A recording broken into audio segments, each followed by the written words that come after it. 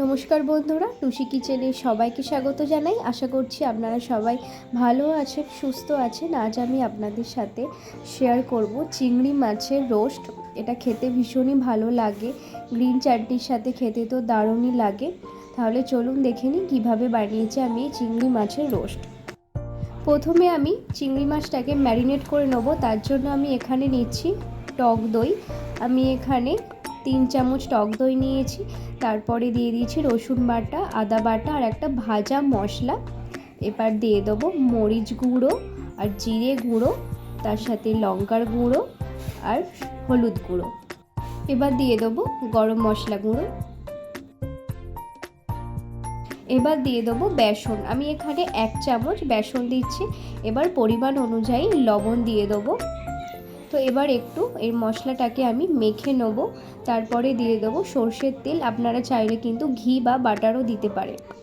ভালোভাবে আমি মশলাটাকে মেখে নেব। এখানে আমার মশলাটা মাখা হয়ে গেছে। এবার আমি চিংড়ি মাছগুলোকে মশলার সাথে ভালোভাবে মেখে নেব, যাতে মশলাটা চিংড়ি মাছের গায়ে ভালোভাবে লাগে। চিংড়ি মাছটা আমি এখানে 1 থেকে 1.5 ঘন্টা ম্যারিনেট করে রেখে দেবো। আপনাদের হাতে যদি না সময় থাকে তাহলে আপনারা 15 থেকে 20 মিনিট একটু ম্যারিনেট করে রাখার চেষ্টা করবেন। আমি স্টিকগুলোকে আগে থেকে একটু ভিজিয়ে রেখেছিলাম জলে। তো এবার আমি চিংড়ি মাছের মধ্যে স্টিকটাকে ভালোভাবে গেঁথে দেবো, যাতে চিংড়ি মাছগুলো ভালোভাবে রোস্ট হয়। আপনারা চাইলে কিন্তু ম্যারিনেট করার আগেও এই চিংড়ি মাছগুলোকে কাঠিটা আগে দিয়েও রেখে দিতে পারেন। আমি চিংড়ি মাছগুলোকে রোস্ট করব, তার জন্য একটা তাওয়া বসিয়ে দিয়েছি। তাওয়ার মধ্যে দিয়ে দিয়েছি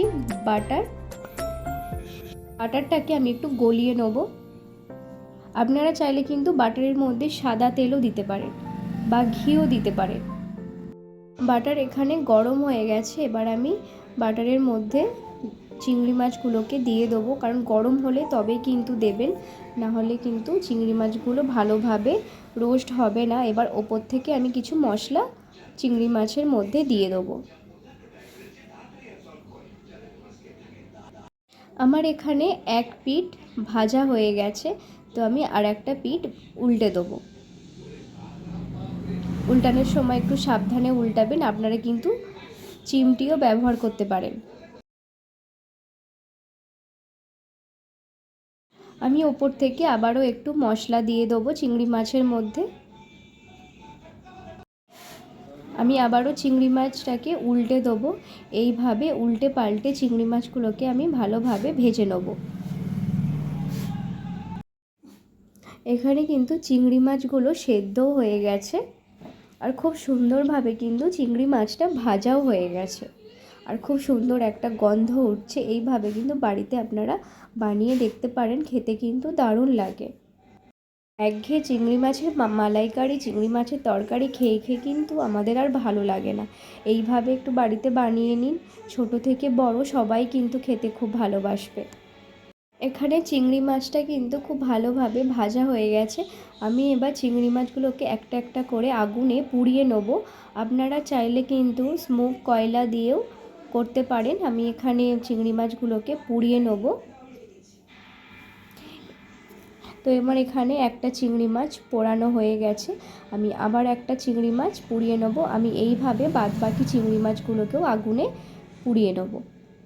চিংড়ি মাছের রোস্ট একদম রেডি। গরম গরম গ্রিন চাটনির সাথে পরিবেশন করুন চিংড়ি মাছের রোস্ট। এই ভিডিওটা কেমন হয়েছে আমাকে কমেন্টে জানাবেন।